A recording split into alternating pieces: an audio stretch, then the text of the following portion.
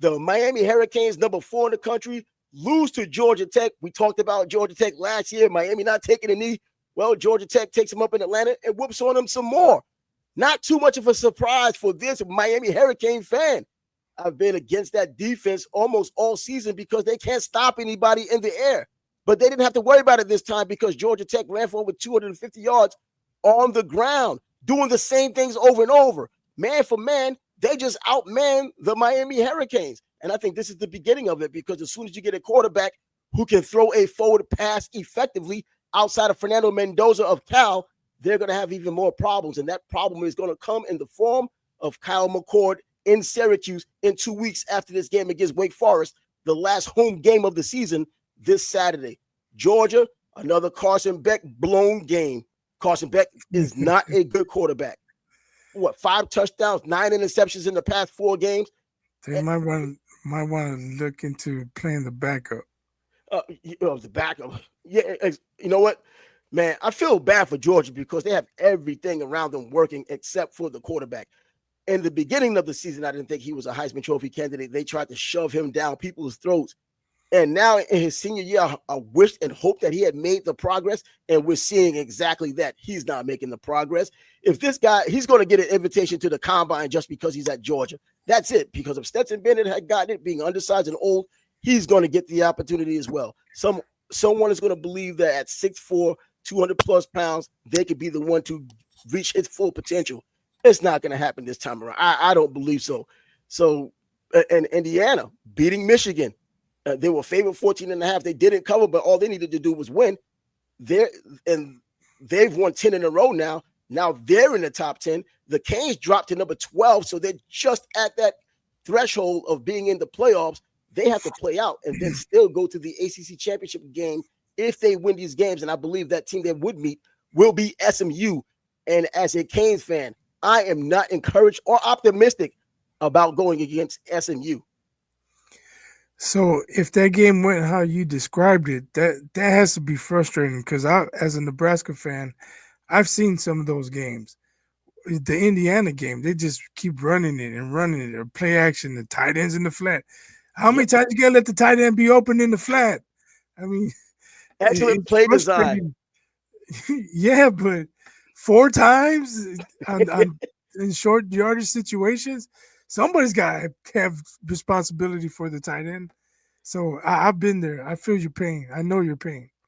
Yeah, it's. I mean, the way things are going in college football right now, we're coming down the stretch, and everybody's kind of figuring out how things are going to work for this first 12-team college football playoff.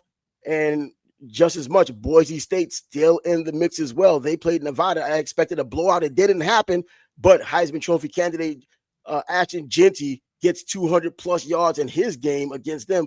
Not getting those 10 yards of carry that he was getting early in the season, but you couldn't realistically expect that to happen every game all the time. Still tops 200 yards. I thought it would be closer to 300 yards playing against Nevada because Nevada just isn't a good team. But, yeah, they're in the mix. Tennessee beating Mississippi State. Tennessee is now going to play Alabama because Alabama beat the living daylights out of LSU in LSU.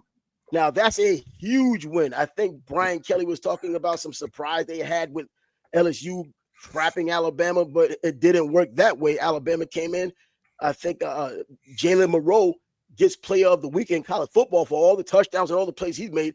Every time I saw them, they couldn't do anything with him. Yeah, but Bama's still in the top 10, right? Yeah.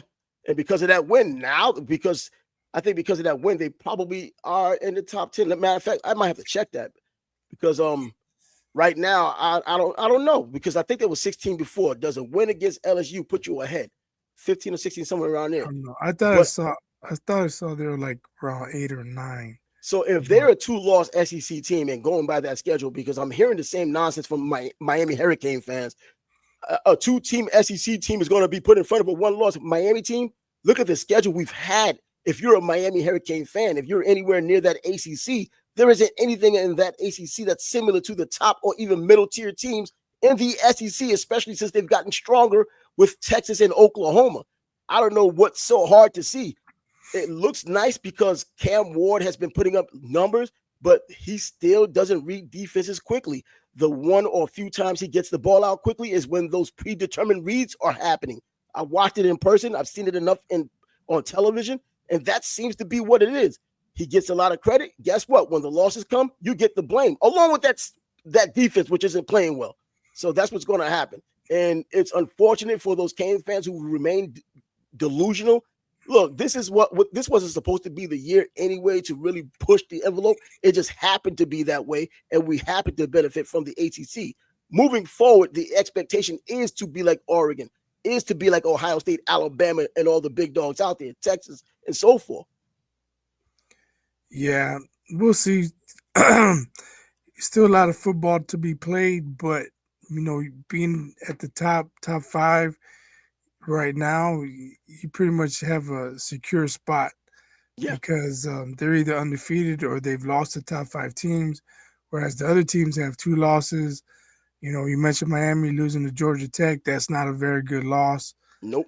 So, those probably the top 5 or 6 are really good standing.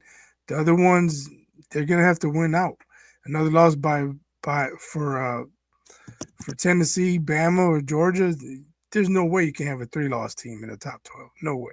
And I'm glad you mentioned that because Georgia's now playing Tennessee this weekend. So someone's got to lose. Someone's going to get that 3rd loss among them. Well, in Tennessee's case, I think it's 2 losses. Oh, but anyway, either way you look at it, those two teams are playing one another, and someone's going to lose that game.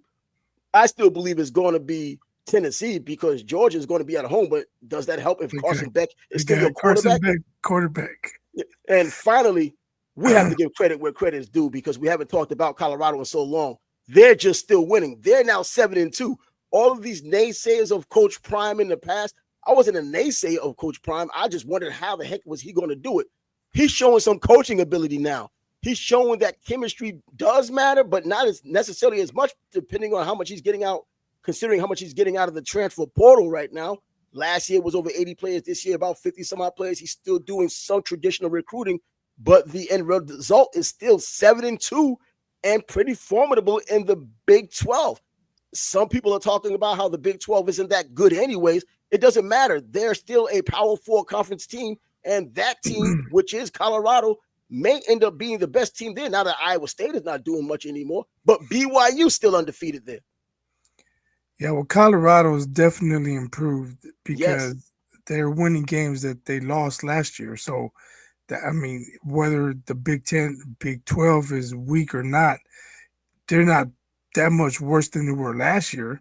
So Colorado's playing the same teams again, and their record is much better. So you got to tip your hat. It's just crazy. All the hype is not there like it was before. But they're winning this time. The hype was there last year. They fell on their faces, and everybody wanted to see Coach Prime fall on his face. They laughed at him and mocked him. It would be justified this year. More this year than last year for sure. And certainly because last year, they just wanted to see because I think some people just held their breath and just wanted to wait and see so they could insult him and say all of these things. And he finally had it coming to him. I think it's even more so this year. You would have had more fun doing that because you could have at least said, see, we told you he wasn't a real coach. It's more smoke and mirrors, no substance. And now you're going to your second year, not doing anything, not necessarily improving. Now they're 7-2, one of the better teams in the Big 12. You probably have the 2 best players in the Big 12 with Shedeur and Travis Hunter. I don't think there's too much of an argument there. Yeah, that's true. I think Hunter's got the leg up for Heisman. After what happened with Cam Ward, not necessarily performing poorly, but your team losing to another mediocre team, the Canes haven't really played anyone this season. They still want to throw this Florida win just because they're an SEC team. They want to throw that win out there as a huge win or a big win in the beginning of the season. Now we look at Florida and we say that's not the case. And we look at a lot of these teams we played, Florida State, well, they fired their offensive and defensive coordinator after their blowout loss this past weekend. We've played nothing but bad teams, mediocre teams at best. Louisville being one of the better teams, but then losing to Georgia Tech, which is just another solid, decent team for ACC standards. I think the one who throws the forward pass even better in the Carrier Dome or whatever new name they're calling the Carrier Dome, Kyle McCord, is going to pose even more problems for the Hurricanes. Even though he threw his 5 picks against Pitt just a couple of weeks ago with 3 going to the house, Miami just can't seem defensively to capitalize on those things. And this may be another one of those situations. So I thought that I thought you didn't like or you weren't sold on McCord last year. no, last year I wasn't sold on McCord. And in the beginning of the season, I wasn't sold on McCord until I watched him play against UNLV. And I saw the difference between what he's doing now and what he had done at Ohio State, which you could expect because he was still young, was a red shirt, just came in picking up for Stroud. I mean, come on, who's not? And then you see what he had. I watched him against UNLV, and I was like, yo, this guy's turned the page huge. But then he threw all those picks, but still, you can kind of see when he's on, he's on. And maybe being at home helps even more. Now he's at home. Kyle McCord's a different player. He has different players to throw to. And Tribor Pena, the wide receiver, the slot receiver they use, he's as dangerous as they come. And I think Miami's had problems with those types of teams that can run a little bit and teams that can throw, especially because there's so many holes in the secondary. So even when they get pressure, holes in the secondary.